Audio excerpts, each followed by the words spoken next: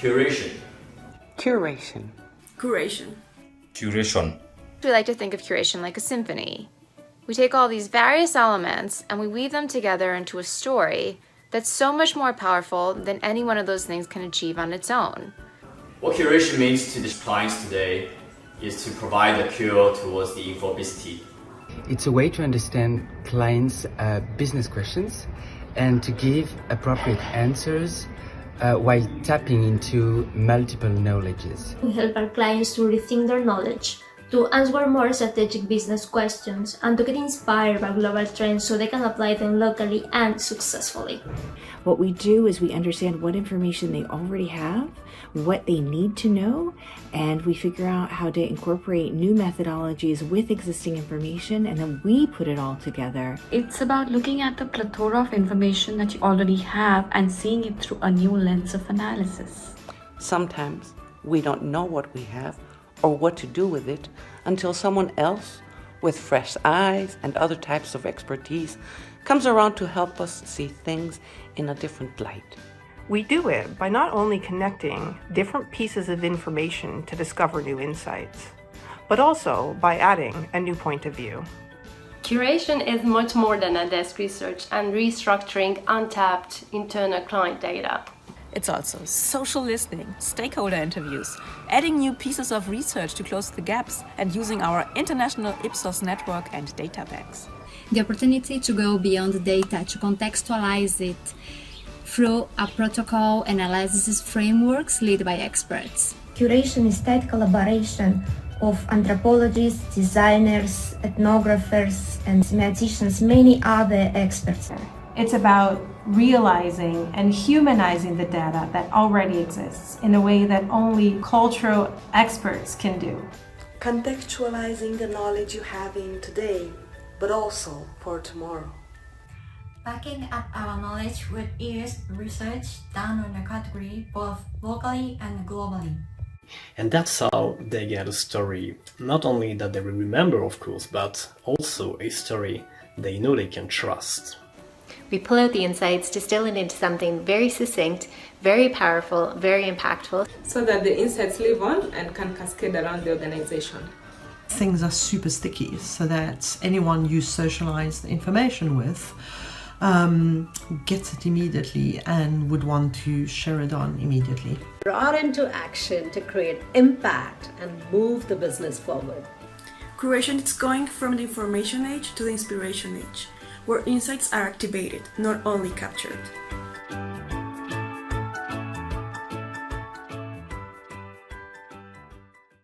Hello and welcome everyone. We just had the pleasure of showing this video of our nice curation team from all over the world while people were boarding the session today.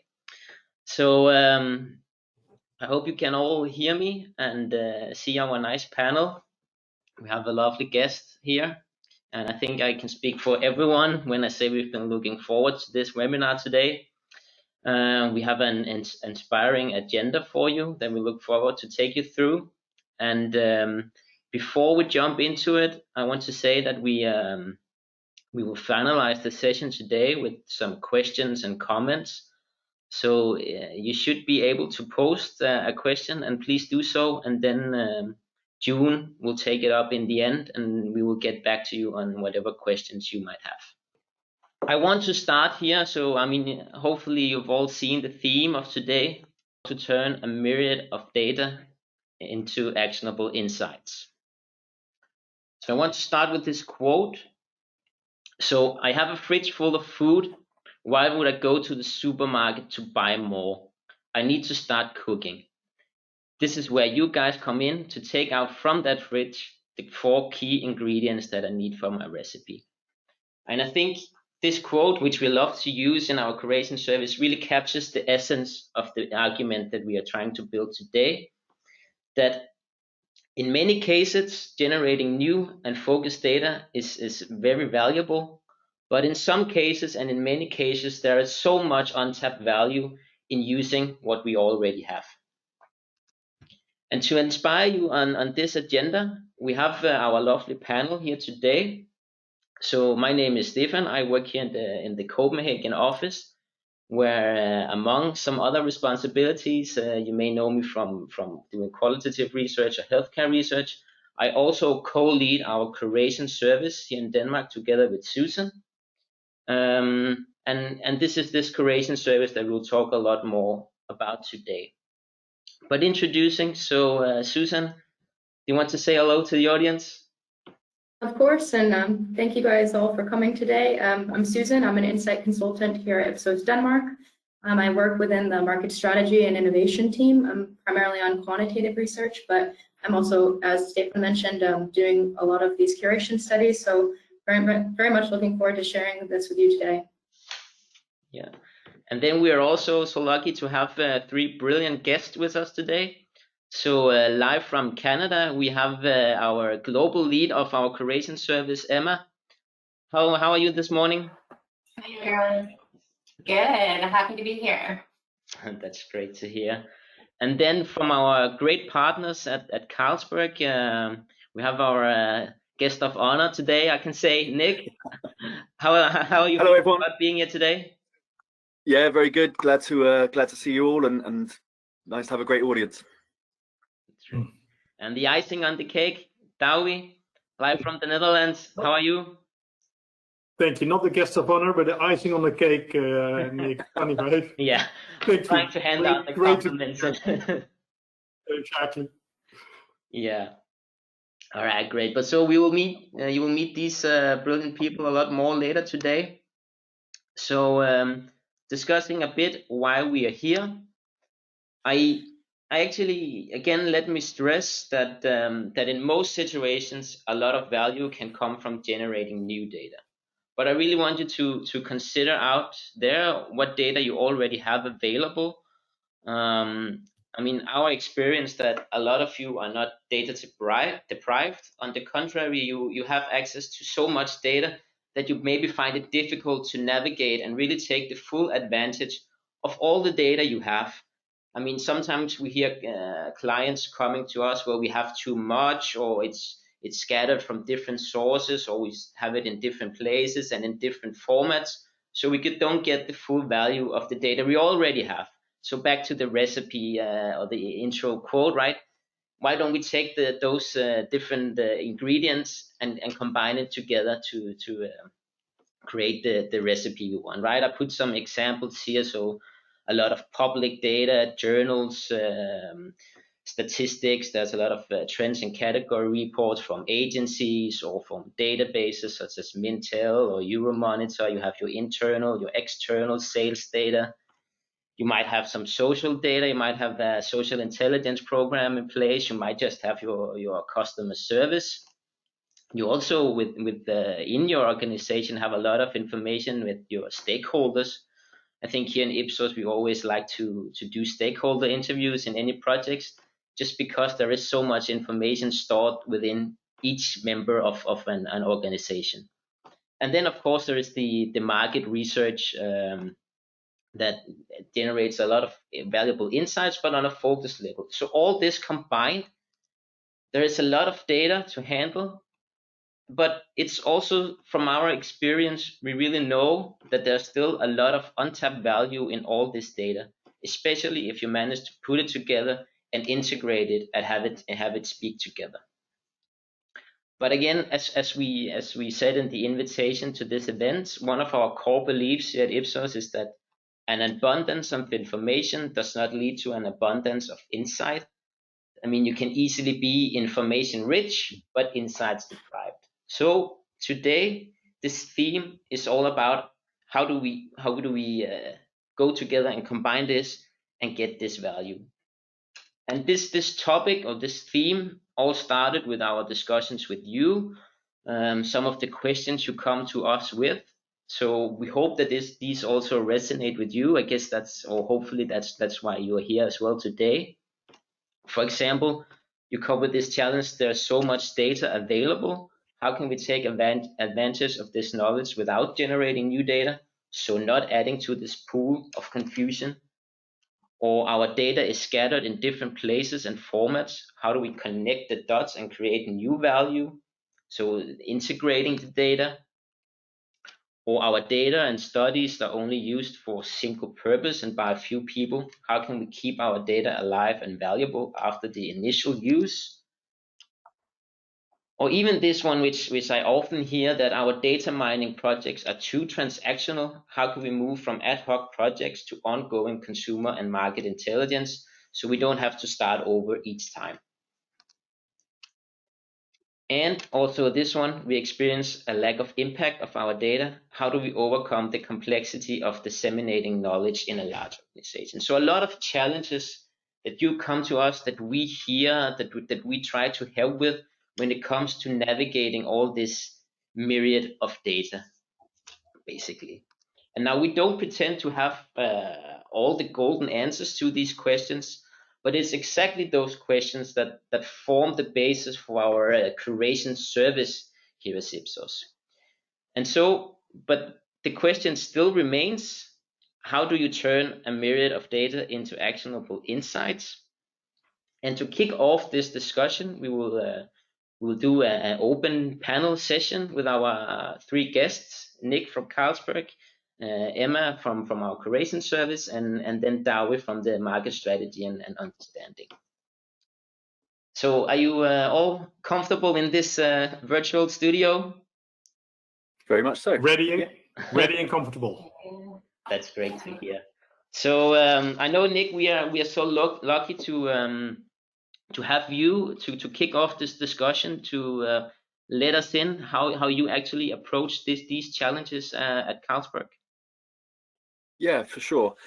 I thought it would be a kind of nice intro, just a very, very kind of top level, to give you a kind of philosophical view of how we look at things. Excuse the sirens, you can hear those.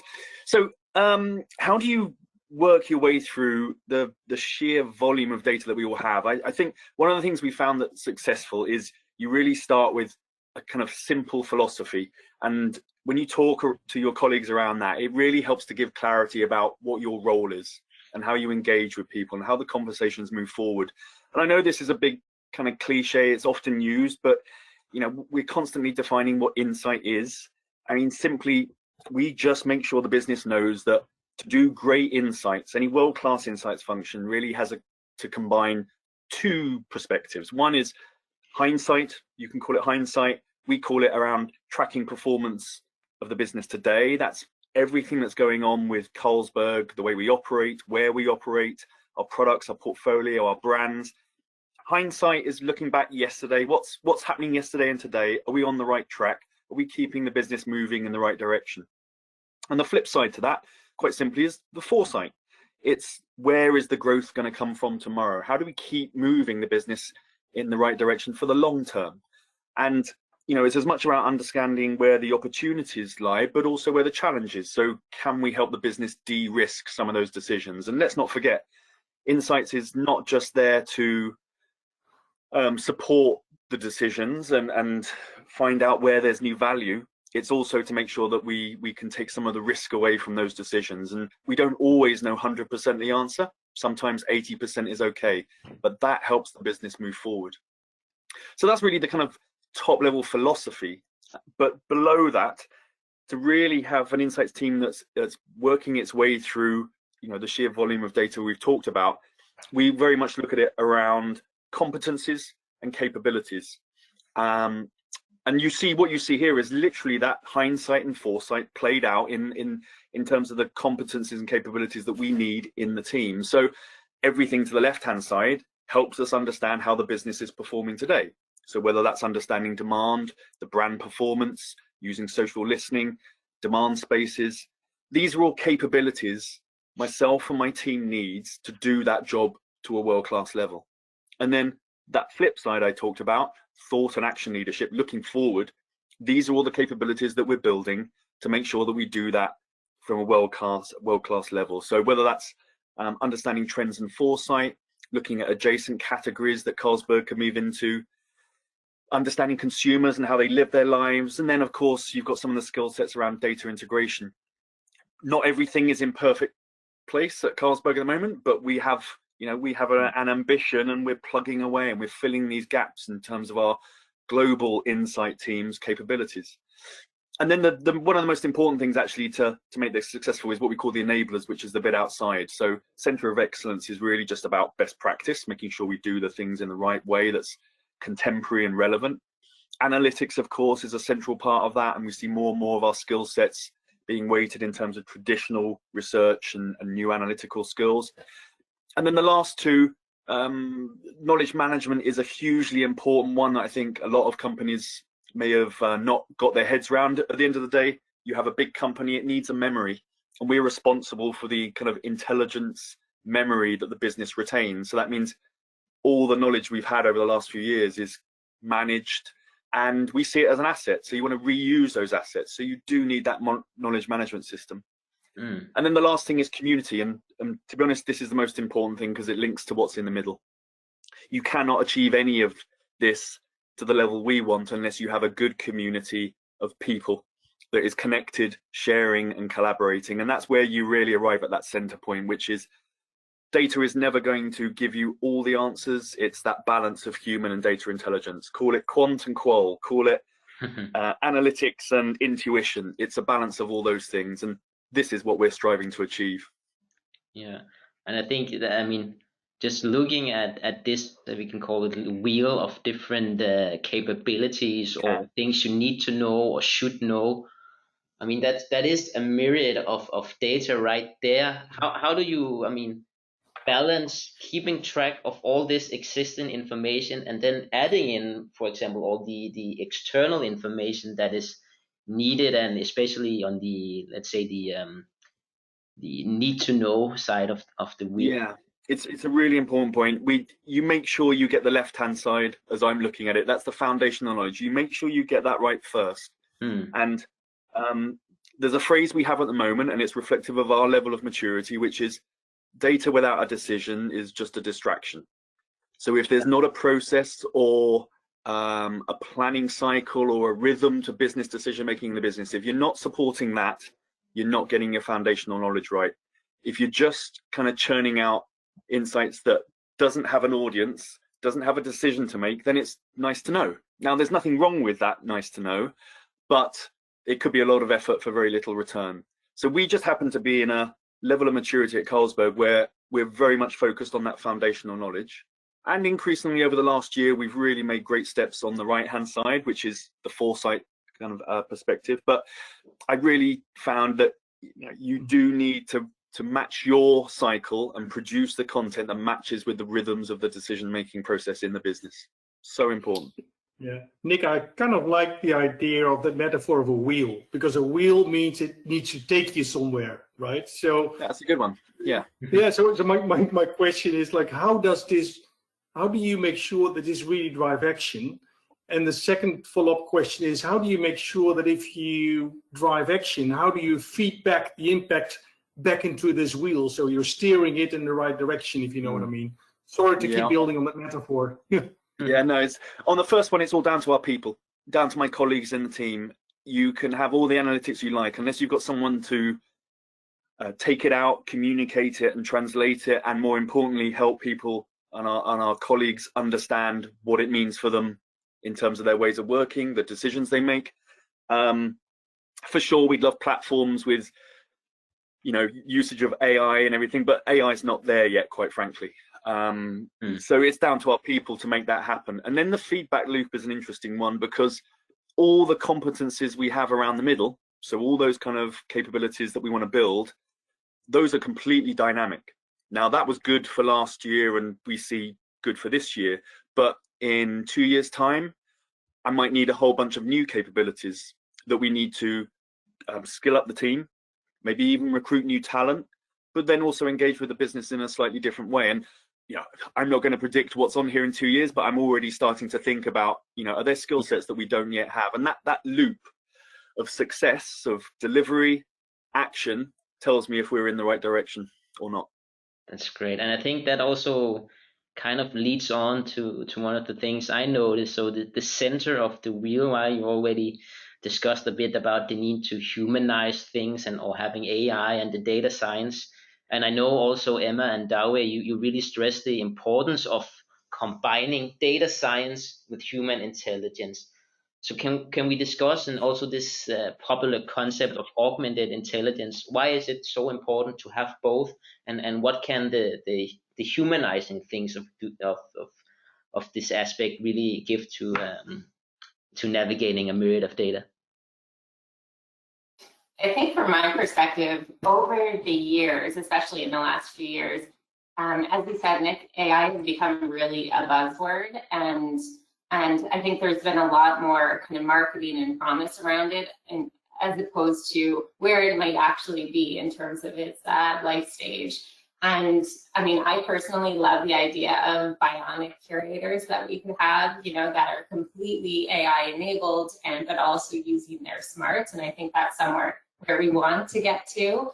But right now, what we're finding is that this kind of automatic curation is something that's very much still needs to be human-led, and the value really is in being both bottom-up and top-down, right? So a lot of times when we're doing curation, we're able to use AI to start to cluster large amounts of data, and that's great because it's bottom-up and it's the themes that are coming out.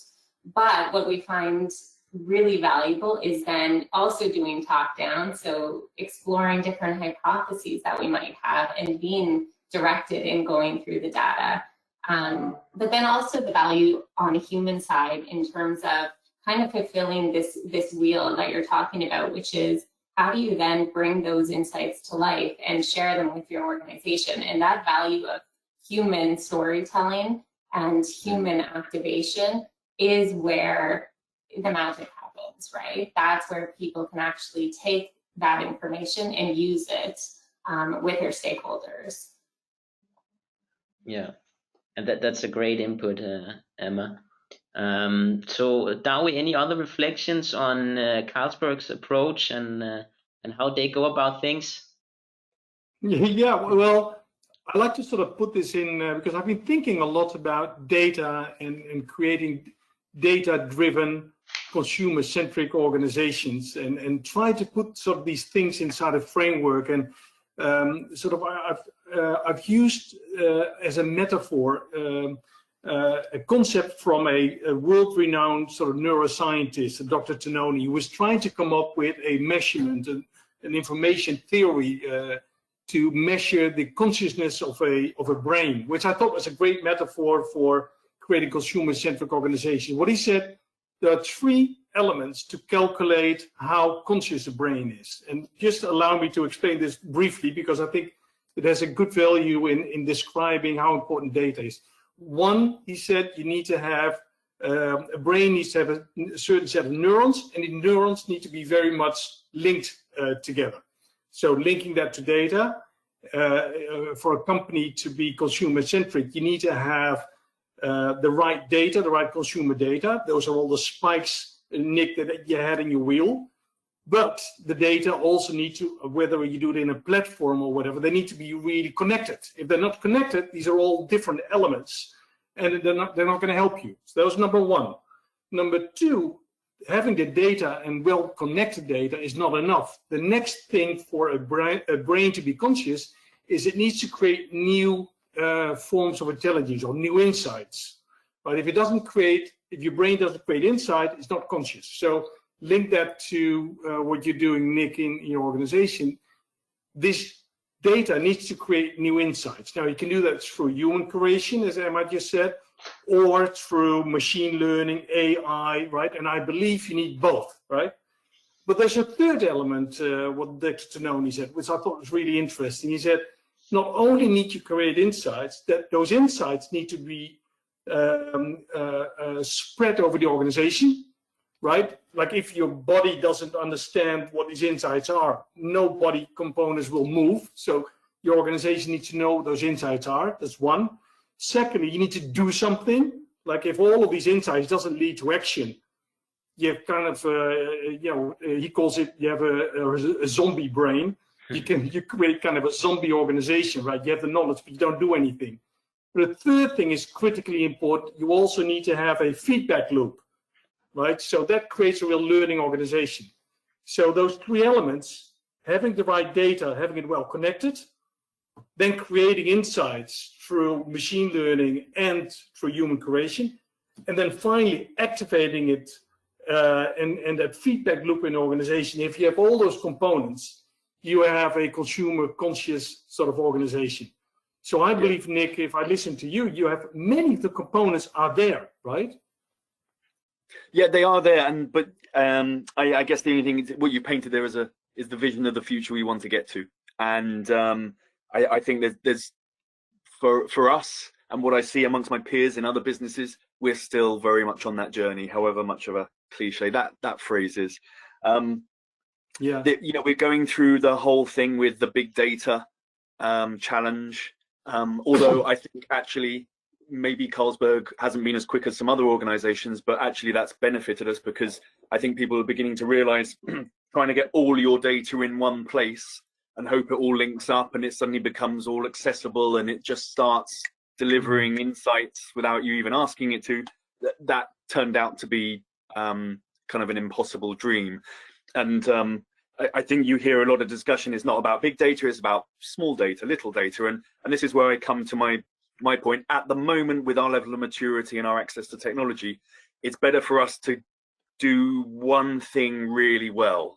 And by that one thing can actually mean, whole surveys, whole platforms, but you're delivering a consistent, trustworthy, continuous measure of XYZ, whether it's market share or brand equity, or consumer understanding in whatever topic it may be, but you do that really well. And we're seeing that have benefits because you've got really good foundational platforms that are much easier to link up and spot where there's opportunities for integration.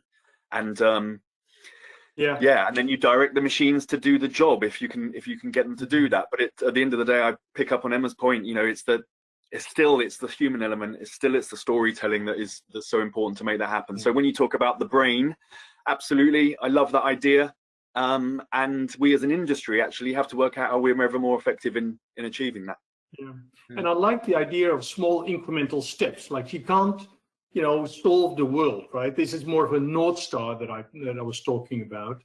But I also see that some companies are just focusing on building this big data platform, right? And forgetting the next steps. Or they're just focusing on insights and forgetting about the data, forgetting about the impact.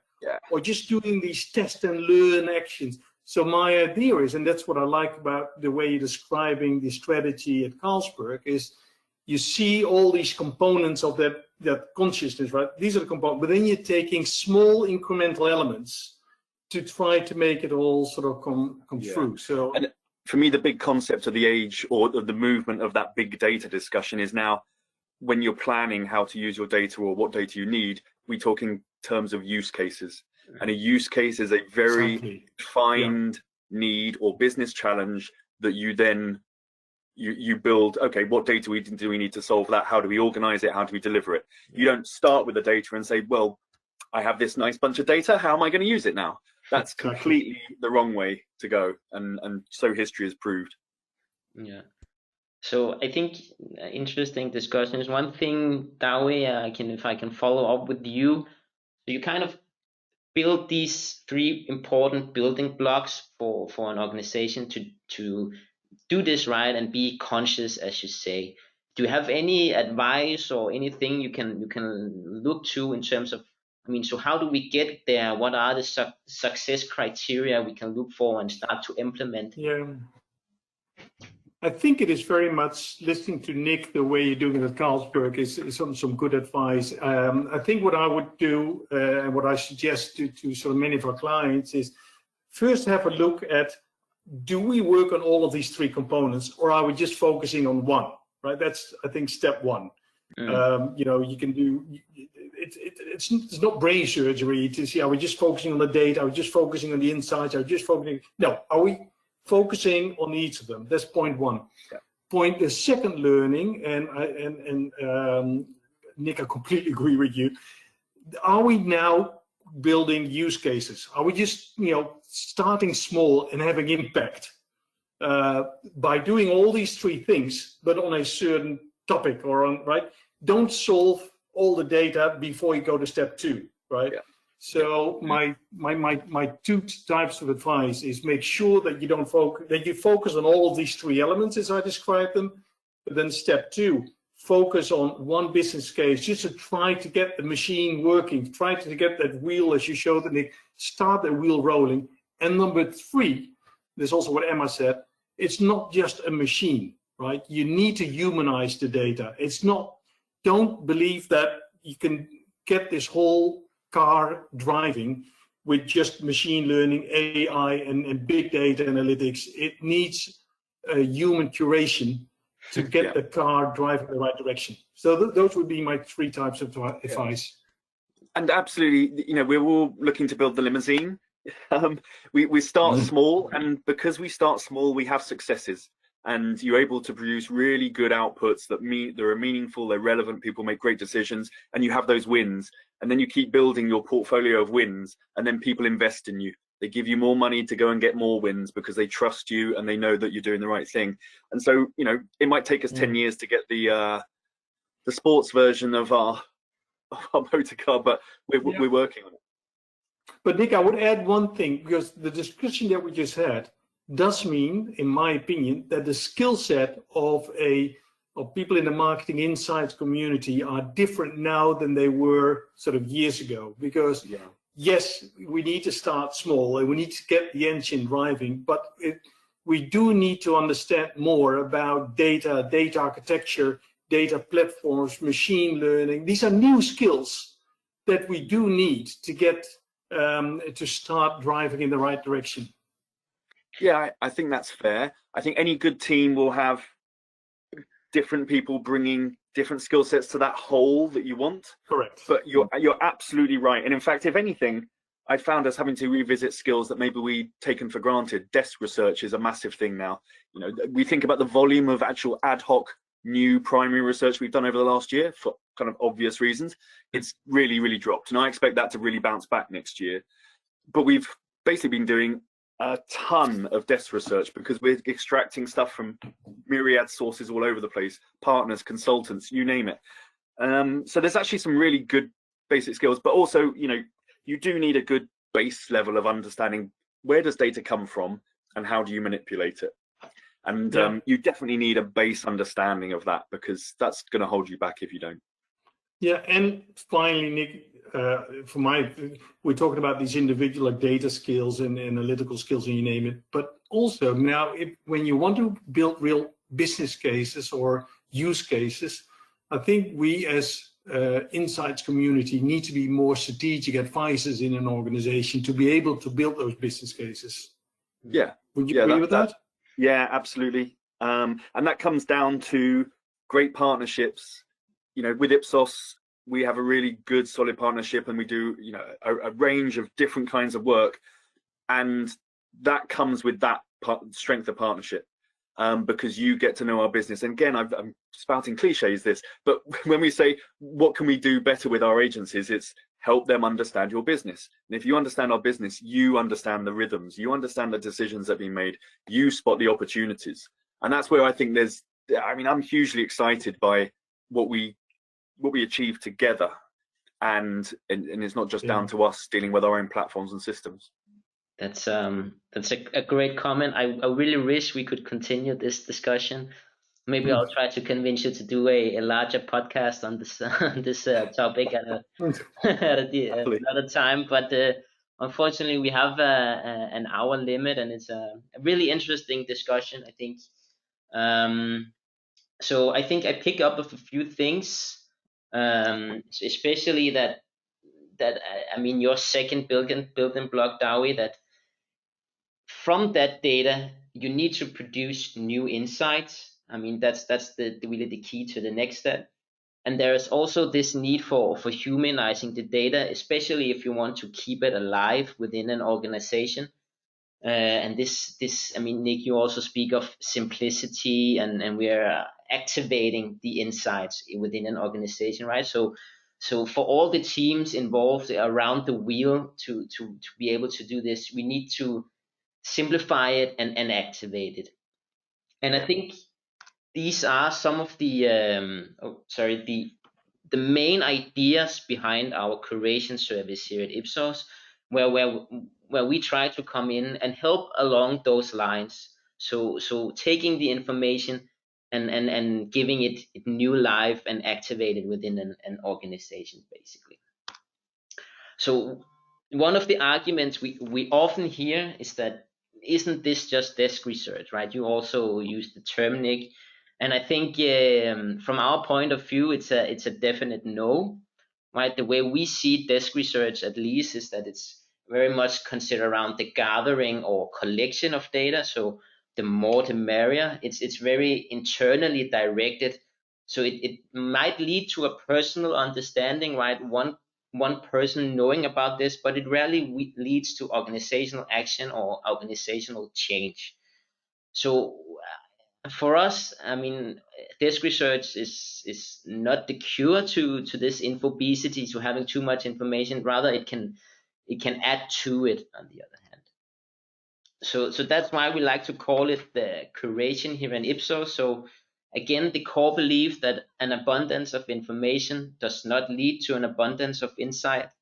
And this whole term curation, it comes from the museum world. That's why we put the nice picture here of the dinosaur skeleton. But it's, I mean, if you walk into any exhibition at a museum, try to consider how much knowledge, how many artifacts that have been literally dug out of the ground, right? And placed and categorized, and all the thesis that go behind it, and all the amount of hours put into understanding and producing a museum exhibition. But yet, if you go into a good museum with only a few selected artifacts and a carefully told story, you still get to understand all this information that's behind. And that's the job of the curator. So we like to say that, I mean, if there were no curators in a museum, it will look like a warehouse.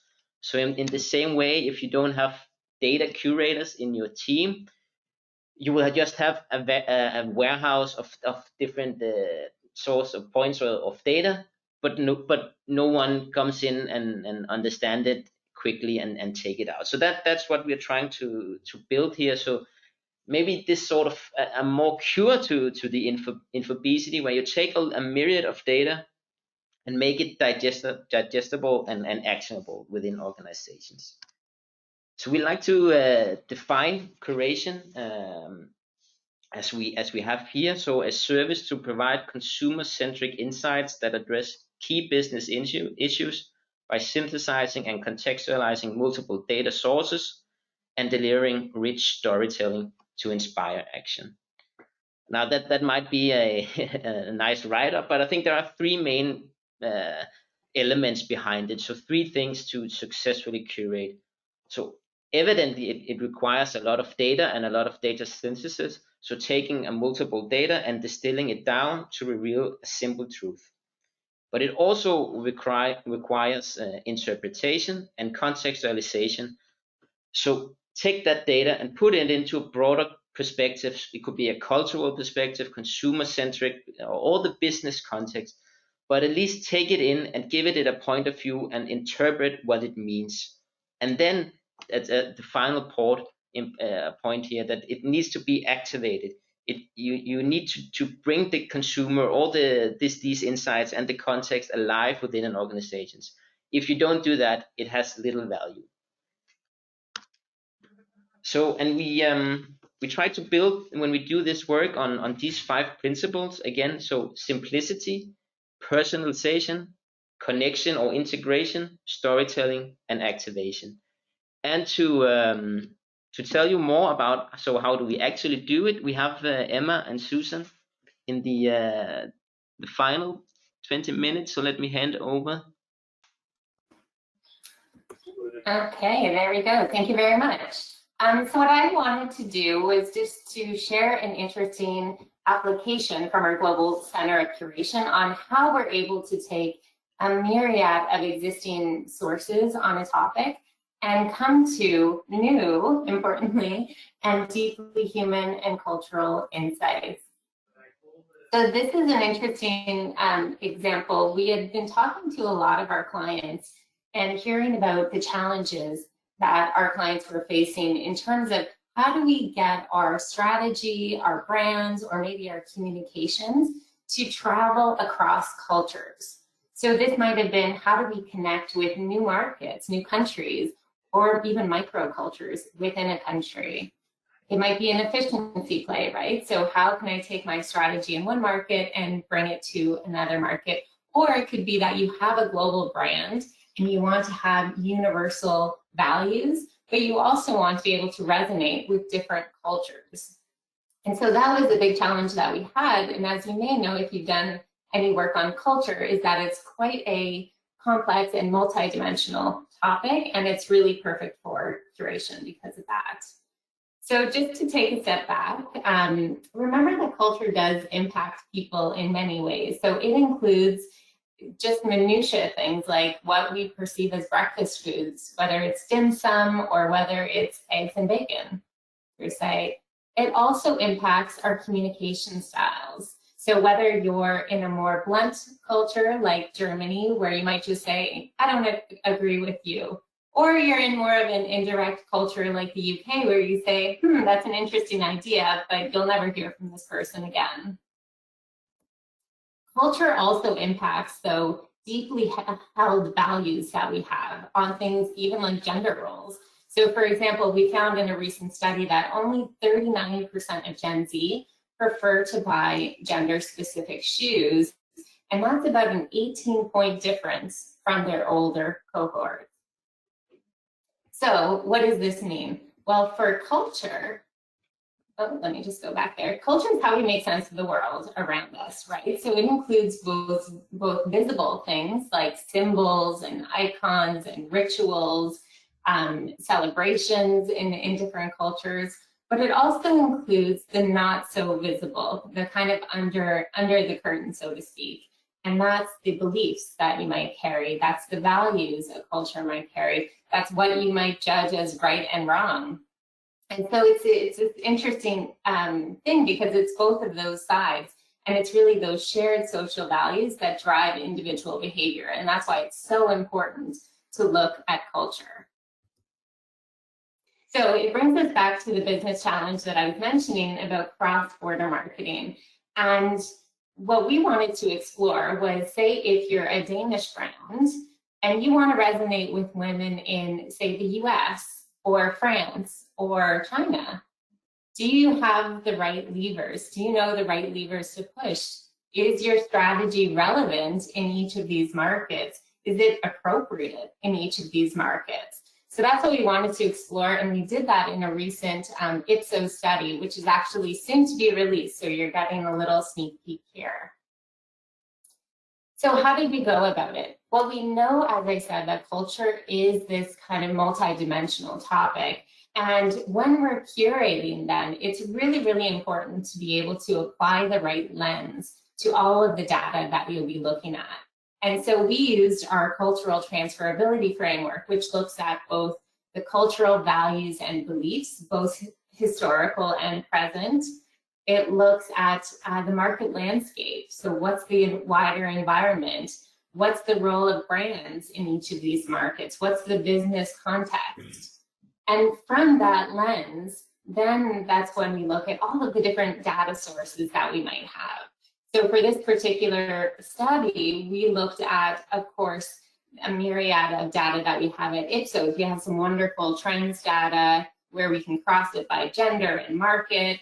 We have all sorts of knowledge and thought leadership on these topics.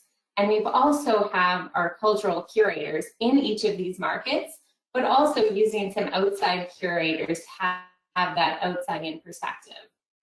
And then because we're looking at culture, we also looked at some empirical models like Hofstede and Schwartz, some trend reports, and of course, many secondary sources to get to this information. Now, one of the first discoveries we had, which was pretty fascinating, was that in order to understand who the modern woman is today, we need to both look at the historical perspectives and the status of women in each market, to understand what they value, what their tensions are, and what they aspire to. And what we found is that culture shapes gender. So even the concept of who I am as a woman is shaped by my macro culture that I live within. So here's an example. So in the US is a very individualistic culture, and it's all around individual liberty. So tensions for women exist around their individual identities beyond gender. So it's sort of an intersection between gender, between race, between status, sexuality, etc. And that's creating a lot of fragmentation in the power structures. So for them, gender becomes a much more of a spectrum. It's more of a fluid topic that can be defined by the individual. If we go to the other side, on the right-hand side there, China is more of a collectivist culture. Women tend to have a more pragmatic exchange of progress versus power. So women buy into the more binary definitions of what it means to be a woman. So they see it as, you know, you're succeeding like a man or you're competing like a man. But then that brings a lot of tensions around femininity milestones like motherhood, for example. And then France tends to be a bit closer to the middle in between these two. Egalitarianism is very important, but there's also a confluence between privilege and class. They're a contrarian culture, and they tend to accept gender differences as long as there is the openness and freedom to express themselves. So while US is moving more toward the gender spectrum, China is resisting, and France has more of a dichotomy there in terms of how they feel about gender.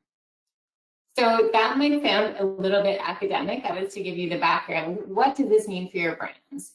Well, we know that a lot of brands have been going into markets and talking about women's empowerment, right? And sort of anchoring their messaging around women's empowerment. But this message won't necessarily travel to all of these cultures because empowerment means very different things to women in these cultures. So we wanted to share an example from the beauty category. And this is about how successful brands can adapt to the culture that they're in while still keeping that core essence of empowerment. So in the US, if you look on the left-hand side there, individual liberty becomes the message of make your own beauty. You have the power to define your own beauty. So we're seeing this with codes on kind of two extremes. One is effort, extremism, disruption, as well as clean, sustainable, inclusive. With France, we're seeing this concept of being free to express and contradict turn into, I want a personal signature. So it's this idea of personal imperfections, tweakments, effortless, being classic, still having that femininity, but in the French way. And then on the right-hand side, competitive power becomes more about scientific perfection. So this competitive achievement towards perfection. So that means like perfect becomes the new normal. It's about light medical, it's about beautiness, face forward, competing for the beauty. So as you can see, the big takeaway, I think, here is that you need to adapt to both the macro culture and the culture of gender in order to really resonate with women in these cultures. And if you are interested in the study, it will be released in the next few weeks, and we can definitely share that along. So also a shameless plug just before I pass it over that we have a wonderful network of curators around the globe who are doing this type of work, looking at culture and trends and bringing together multiple types of data. And for more real case examples, I'm actually going to turn it over now to Susan. Thank you, Emma. So yeah, we just wanted to round off today's discussion by bringing curation to life just even a little bit more through some of our own success stories here at Ipsos Denmark. So we hope this will start to help you visualize how curation could be a potential beneficial tool for you to navigate the data challenges that you have in your organization. So we've identified 4 different use cases here at Ipsos Denmark for how we turn a myriad of data into actionable insights. So I'll just go through the 4 of them now, and then we'll go through examples of each. And just to say right off the bat that these are not necessarily mutually exclusive. We find that a lot of times the challenges bridge over a bunch of these use cases. It's also not an exhaustive list. There's other challenges that also arise. Let's dive into them. So the first is the know what we know. And this has to do with the idea of that there's always kind of a foundational or base level knowledge that we can tap into in terms of data within an organization. So really this is about how can we build a platform for which we can leverage that knowledge and then lead to where we want to go. So in practice, this involves synthesis tasks where we're looking at all the different current data sources, and typically as a kind of a point of departure, maybe for some kind of strategic initiative or for future research. The next is connecting the dots. So this refers back to the idea that the data needed to make a decision is sometimes already out there. As Stefan referenced in the quote earlier, that we have all the ingredients, sometimes we just need to start cooking. So in this case, it's a lot of times a sense-making task, taking all of the data that we have from disparate sources and within an organization and trying to make sense and translate it into some more actionable insights or looking at it with some different new objectives. The third one we have is applying a right brain perspective. So this refers to the idea that the right hemisphere of the brain is really what helps us see the bigger picture, while the left side of the brain is more detail oriented. So this is a use case where we would also consider it a kind of contextualization, but bringing context to the data that you do have in terms of maybe understanding trends and how they relate to a specific category. And essentially making it more digestible and understanding where things fit in the grand scheme of things. An example of this could be, for instance, interpreting how COVID-19 is impacting an organization. And then lastly, we have the market and category understanding. This is pretty straightforward, but essentially fulfilling a need while entering a new market or a new category. Often there's an abundance of data already out there about different cultures or about different categories, and this is about tapping into that and aggregating it and making the data and information more actionable. And yes, so we'll go into 3 of these. We'll look into first the know what we know, then we'll go into the connecting the dots, and lastly we'll round off with the market and category understanding. So in this first use case, we have an example from a large brewing client who had an array of different data sources from trackers, ad hoc projects, internal sources, etc. And we also, of course, have our own Ipsos sources as well as external data. However, they had some specific business questions that they had in mind about their category and brand, and they wanted to do further research that they knew that they didn't have the information on, but they wanted to start off by leveraging curation as a way to tap into what they already knew and to direct that future research. So some of the questions that we answered through the study is just what are the key consumer trends and opportunities within the beer category? What do we see as emerging trends relevant to specific target groups? What are the brand's current strengths and weaknesses, as well as how is the brand performing versus key competitors? And what resulted was a comprehensive report, which not only gave the answers to these questions, but also provided insight onto what the gaps in the knowledge were, laid out as kind of specific input for questions that we could investigate in the further stages of the project, which included both qualitative and quantitative research. But in this report that we produced, we gave, for instance, a lot of context within, we brought in our own Ipsos Global Trends framework and sectioned off a few of the trends that we thought were really relevant to the category and their brands, and gave our feedback onto how those would potentially impact things. We also looked at the current brand perception here and understanding how the consumers are currently viewing the brand and how far it needs to go to match the ideal perception that they would like to have. And then we also brought in a competitor perspective to help them understand where they are currently in relation to competitors. And the next example we have is the use case of connecting the dots. So this is again a client who is aware that they had this abundance of data, but they needed a way to sew it all together and make sense of it to help them with their brand planning in the coming 3 years.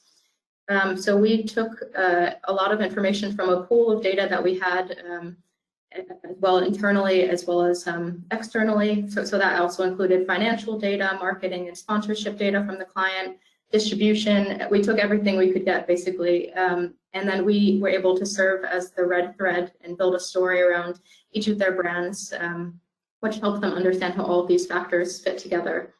So in this case, some of the questions that we answered were, how is the brand currently perceived? What are the most attractive areas for the brand to play? Again, the strengths and weaknesses, but in this case, we looked at behavioral, perceptual, and financial weaknesses and strengths, as well as what is the ideal brand positioning and how can we get there. So the result in this case was 3-year brand action plans for each of their brands that they wanted to look into, providing clear-cut guidance on their brand plan. So we have a couple of different examples of some things we wanted to look into. In this case, we applied a portfolio perspective, looking at their brands across the portfolio. We also had a section on how well the brand was doing on key performance factors and what we found was contributing to this and what wasn't contributing. And lastly, since it was a very strategic report, we wanted to translate it into not just numbers on a slide, but also very visual and very strategic oriented. So of course there's data, it is all this information is very backed by nitty-gritty data and statistical analysis, but we put it into some kind of more creative ways. For instance, this kind of brand positioning, where we have on one side what we want the brand to be, on the other side what we don't want the brand to be. And then the last case is about the market and category understanding. So in this case, we had a client who wanted to launch a new health communication strategy, but first wanted to know more about the cultural nuances of 2 of the markets they intended to do this in, which in this case was Hungary and Turkey. And they wanted to, of course, adapt the strategy to the local context. And due to our global reach, as Emma mentioned, Ipsos, we worked with our local offices in Turkey and Hungary in order to do this curation, which brought a deeper level of knowledge there. And we are also lucky to combine this with some expert interviews, which gave us just that even greater cultural fluency in this case. So some of the questions we looked into here were, how is health understood in the cultural context? What are the current health trends in the market? How is health approached in the market? What are the narratives and discourses? And then lastly, what are the key channels, platforms, and people that they could look to in public health to help them with their strategy moving forward? So the outcome in this case was health booklets for each market, which outlined in detail the cultural perceptions and attitudes towards health in both markets. And some of the examples here, we've included a political lens to health in each market, as well as guidance on how the organization may want to approach communicating in these markets in terms of audience, channels, and partners, etc. So I know we've gone a little bit more over time here, but we'd like to give you guys the opportunity to ask any questions that you have about the discussions we had today, and yeah, we'll go through them now. Right. Yeah. So if you have to leave right now, just let you know that in a couple or in a month we will have our next webinar. We all hope to see you. It's about an omnichannel strategy in an e-commerce era. So I don't know, June, have we gotten any questions? Hi everyone. Yes, we have a question here. It's for Nick at Carlsberg. How often are insights distributed or shared, and in what form? How often are insights shared and in what form? Continuously and increasingly creatively. I mean, I go back to my point around aligning yourself with the rhythms of the business. There are insights that basically, standard automated outputs that feed certain decision cycles. And then there's, your ad hoc agenda. So it's a mix of planned and scheduled that's very much in line with the rhythms of the business. So your planning cycles, you know, market updates, performance reviews, commercial reviews. There's, you know, there's a rhythm and calendar, and we have to input to those. And then you have your kind of big kind of ad hoc agenda, your strategic agenda, where there's a bit more creativity. It's less kind of defined, and you build what's appropriate for the task in hand. What's the business challenge? What do they need to know? So in essence, it's continuous, but it's different ways of delivering. Okay, the person who also asked this question gave an example, whether it's maybe face-to-face or also through the IT platforms or PowerPoints. I think it's about the delivery of the insights. Yeah, so look, like any other business, death by PowerPoint lives on. Well, hey, great. You have to deliver the knowledge in as most creative and impactful way as possible. Sometimes that is through a PowerPoint deck. Sometimes it's an Excel sheet. Sometimes it's a conversation. I think one thing about insights people, insights practitioners, myself included, the biggest challenge we ever face is doing communication really, really well. And you have to use all the tools that are available to you and whatever is appropriate and relevant for the audience, the discussion, the challenge ahead. So I would say use all the tools, but use them at the right time. Thank you. Then Douwe, could you expand a bit more on the idea of having a feedback loop within a large organization? How would that work in practice? Yeah, well, there are different ways. For example, I'm now working with a big telecom company in Europe, where we are building a sort of additional knowledge to their customer database, which allows them to target individual consumers with targeted campaigns that are targeted to the attitude, not to the behavior, right? We are building as research companies sort of an attitudinal knowledge to a behavioral database that allows them to come up with different marketing interventions, different campaigns based on how people feel, not on what they do. And based on that feedback, you know, you do that with A/B tests, for example. Based on the feedback, you build that feedback back into that segmentation that we built into the system, so they can then further improve and the marketing interventions. So that's an automatic sort of feedback loop. There are also ways where you create not these automatic database or data-driven feedback loops, but very simple manual feedback loops, right? Many companies are using insights from market research to change their campaigns, whether they're doing in-store or above the line or whatever, but they forget to let the results know to the company so that they can build and create a learning organization. So it means that you as an organization need to stay incredibly close as an insights company to the marketing executional part of the organization. So you know what they do and you know what worked and what doesn't work. So you don't need to do the same research again, because that's the knowledge that you have built as an organization. Because to be honest, even we as a research company, we sometimes see, you know, when a client comes to us with a question like, have we done this research sort of before? I think you already have that knowledge, right? So that is a clear indication that there is no feedback loop. So my point is you can do this completely automatically, database driven with real targeted micro campaigns, but you can also do this manual where you need to make sure that organizationally you're very much linked to these activation parts of your organization and you build sort of this learning organization. I hope that's an answer. You're shaking yes, Nick, so I hope you agree with the answer that I've given. Thank you. There's another question. This is for the Ipsos curators. Is there a certain level or amount of data needed to start or kick off a curation study?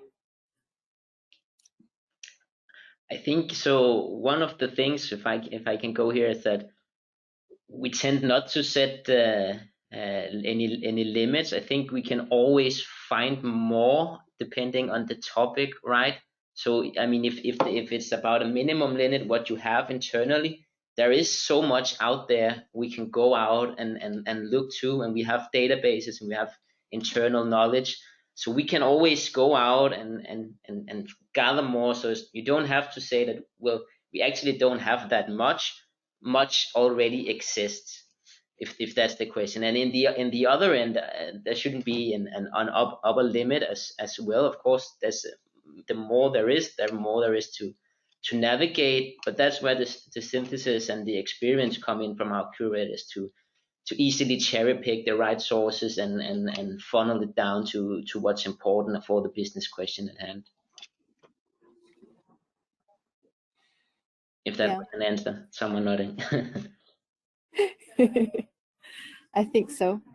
Then there's a last question here. There has been numerous cases of companies getting culture wrong in campaigns. So there are two questions.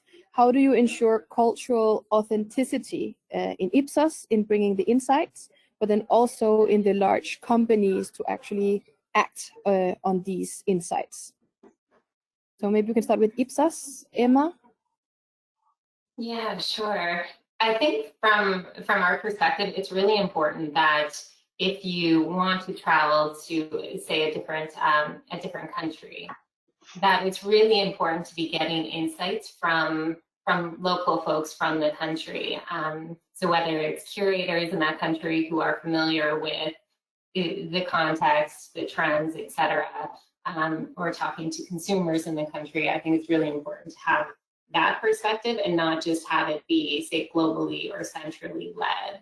And that's part of, even in the case that we did with the modern women, we weren't just talking to or theorizing about this sort of from our global team. We went to the markets and really understood the context.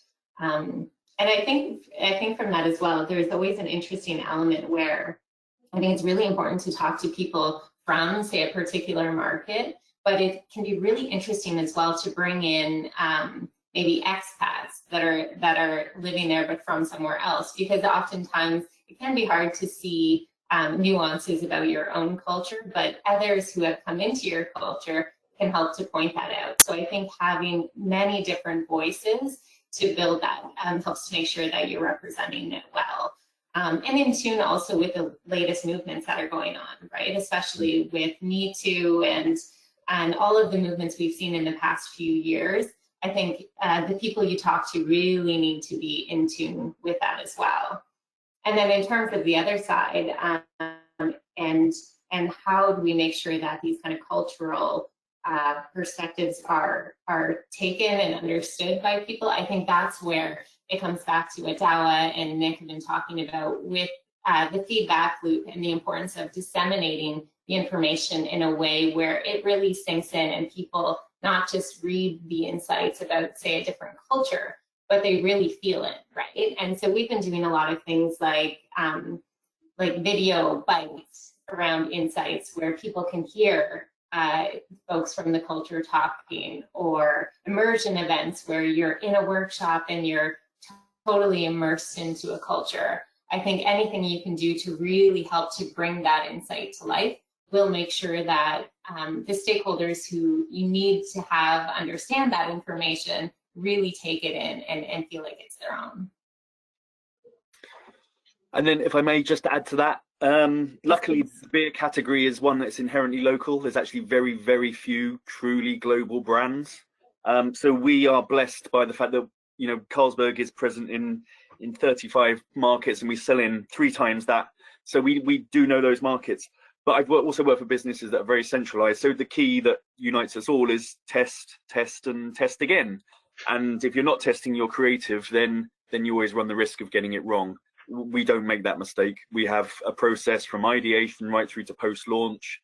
And it's not to say you've got to measure everything at every stage, but you at least need to do it once, because if you get that message wrong, well, you know the cost of that. So yeah, talk to your friendly Ipsos team that you can do that cheaply, quickly, and very efficiently. So, you absolutely must test.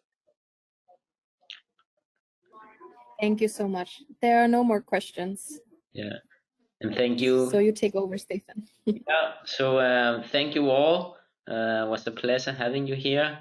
I hope we still have some people on board 10 minutes past, but if not, they can always catch up on the recording afterwards. But a true pleasure and nice discussions. And for the discussion to live on, you're always welcome to reach out to us and have these discussions. If you have these challenges and considerations, we are here. We are always open for conversations. And hopefully we can build a partnership as fruitful as the one we had with Carlsberg and Nick. So thank you all, and have a lovely evening or day ahead if you're on the other side of the Atlantic, Emma. So all right, thank you all. Thank you. Thanks. Thanks. Take care. Bye-bye. Bye-bye. Thank you, guys. Bye-bye, everyone.